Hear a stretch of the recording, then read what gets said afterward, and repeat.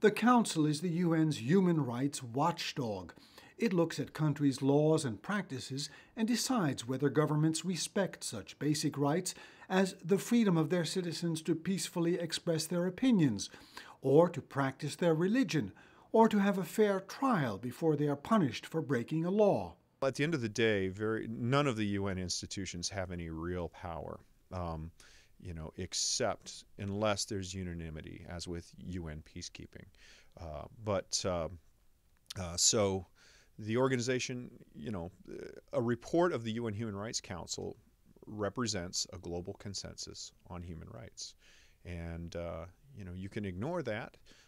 You can't be coerced into accepting it, but you are quite clearly casting yourself on the wrong side of history and the wrong side of international opinion if you do it. So I would argue that its power is indeed quite strong.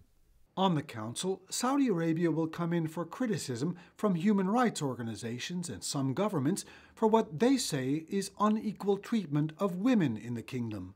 Of course, we in the West have this fixation on women not driving.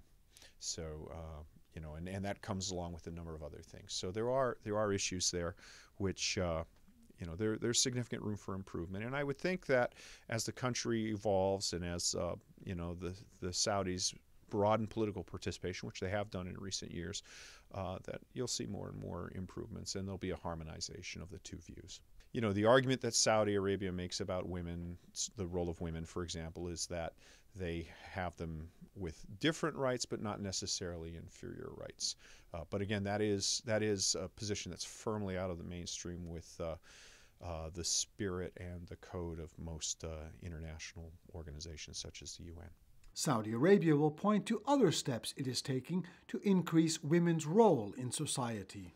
To have sales of women's clothing, lingerie shops, to have the workforce be both feminized and Saudiized will create additional economic opportunities for women. And Western political theory holds that when people have economic opportunities, their economic empowerment soon follows.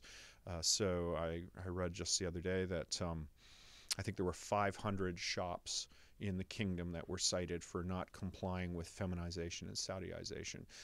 So that should lead to an expansion of the role of women and to the rights of women.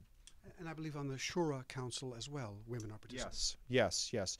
And these are all positive steps. Moreover, supporters of Saudi Arabia point to the many other ways the country is helping people on the international stage. Saudi Arabia has been very responsible internationally. The first human rights is the right to life.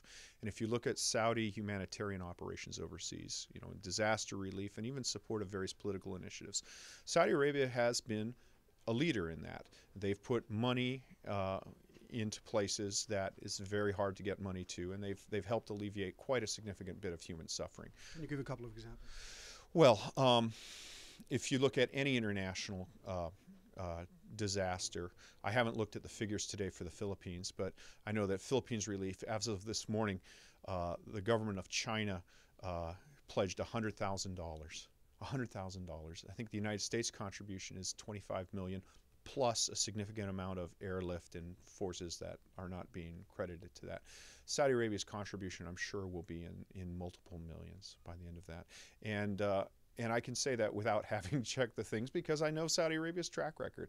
When there's a natural disaster, they're always among the first countries to respond, and they respond in a significant fashion. While some activists are critical, others say it is good to see the kingdom involved in international efforts to debate and improve human rights. Saudi Arabia is one of America's closest allies, and Washington welcomes the participation of the kingdom in international forums like this.